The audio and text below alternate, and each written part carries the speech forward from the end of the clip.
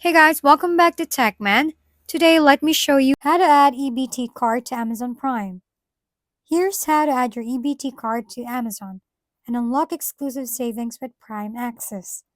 First, sign into your Amazon account, then go to Accounts and Lists and select your payments. Click Add a Payment Method, then scroll down until you see the option to add an EBT card. Enter your card number, name, and click Add to your card. Once linked, you can use your EBT card to buy eligible grocery and food items through Amazon's SNAP program.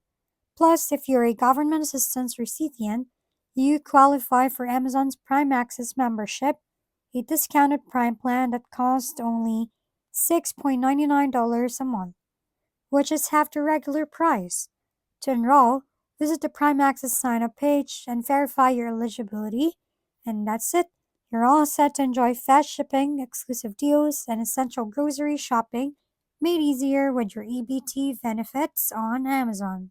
If we've been helpful, kindly give us a thumbs up and don't forget to hit the subscribe and bell button for more contents. For any questions and suggestions, comment down below.